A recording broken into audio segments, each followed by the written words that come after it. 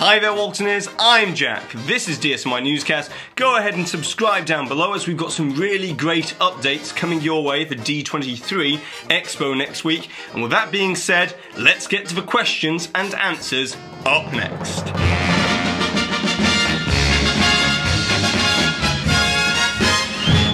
So this is going to be the very first question and answer video that we're going to be doing, so let's get to the questions. What made you start doing your own content? Well, this was a question which I received from so many people about why I set up DSNY Newscast and what my inspirations were to actually create DSNY Newscast.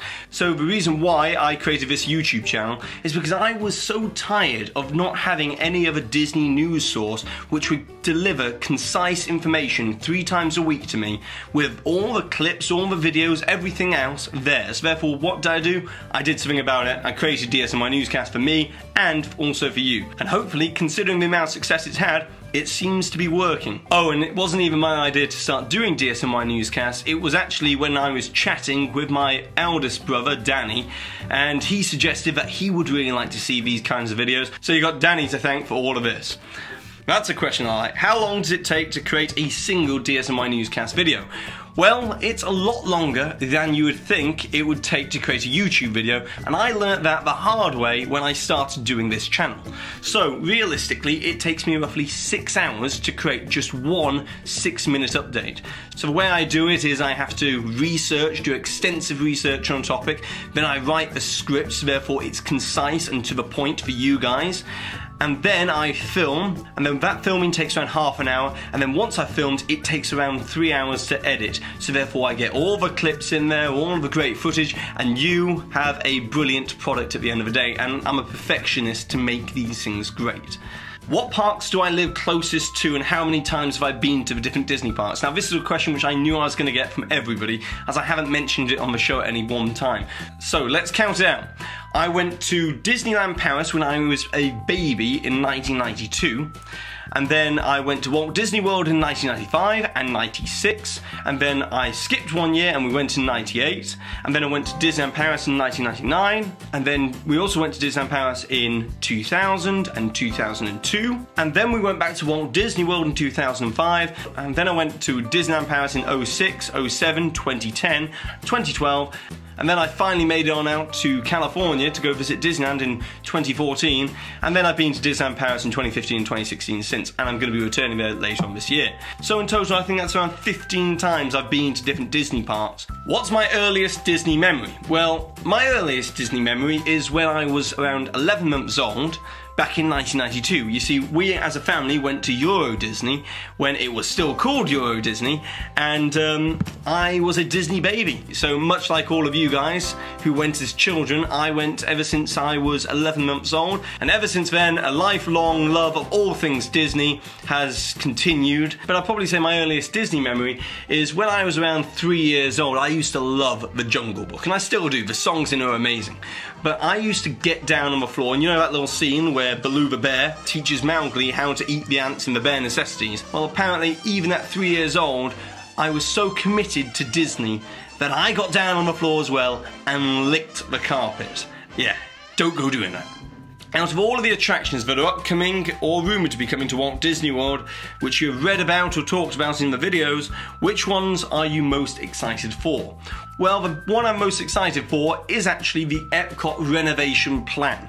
Because I love Epcot as a park, I love what it originally stood for with Walt Disney's original vision. Now, we're far from that nowadays with what we're going to be getting soon, but hopefully we'll be able to get some of that technological, cutting-edge, pioneering spirit back into Epcot once again. And if they do that, I'll be happy about that. And also the other change which I'm really looking forward to is actually the upcoming enhancements to Carousel of Progress, as I really do love that attraction. I love how it stands for everything that Walt stood for. If you were able to build a Disney park, where would you put it? Well, the easy answer there is somewhere within the UK, because then that way I will be able to visit it all the time. How come you haven't adjusted the light border around the framed pictures behind you? The lower left hand corner is a constant distraction to me. Lower left.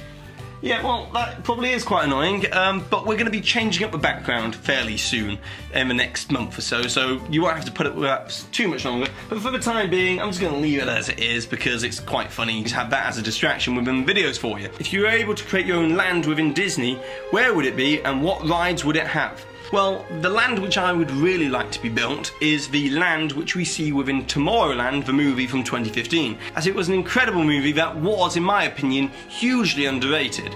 If we could see some of those style of attractions come to a proper Tomorrowland within the Magic Kingdom, that's the land that I actually want to see being built. How do you balance your work-life schedule alongside uploading to YouTube? Well, to be honest, it's very difficult. It's not an easy thing to do to upload so many videos to YouTube every single week. The editing process alone takes ages, and also having another job as well, that's a whole different thing. But I love doing this for you guys, and you clearly appreciate it, so I'm going to continue to do it. Do you think that Disney will ever make traditional animated movies once again? Yes, I do think that Disney will create traditional, hand-drawn animated movies once again. As we've seen with Paperman, they're clearly working on digital, hand-drawn animation. But the issue is that they can't do it yet, as the colouring process just isn't there with digital, hand-drawn animation.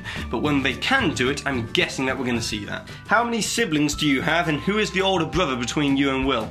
Well, I've got 3 siblings. I've actually got 2 brothers and 1 sister. Will is not the oldest, but he is older than me. He's 5 years older than me.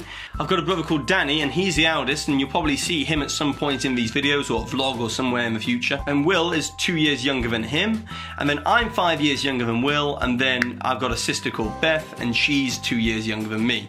So that's our family, and we love Disney. Least favourite ride of all of the parks? Well, my least favourite ride of all of the parks would have to be Armageddon, as the amount of time that you've got to wait to go into that ride compared to what you actually get to see, it's a complete imbalance and it's not a very good ride. Are you single? I'm asking for a friend, and Emily's written here, glad I'm not the only one who wanted to ask. Well, I am actually single and I don't have a girlfriend at the moment, so for all you lucky ladies out there, it's pretty good. What is your favourite Disney character, and what would your dream job at Disney be? Well, I actually haven't got a favourite Disney character. I like an awful lot of them. I actually really like Scar in The Lion King. I like Donald Duck. I like Goofy. And what would my dream job be? Well, it would actually be to become the face of the Walt Disney Company. I would love to present a Disney show for the Disney Company, like Walt Disney used to do back in the 1950s and 60s, where he would just walk around the set and just show you what was coming to the different Disney parks. So this is kind of what DSNY Newscast is. Please, what's written on that small plaque or portrait on your right?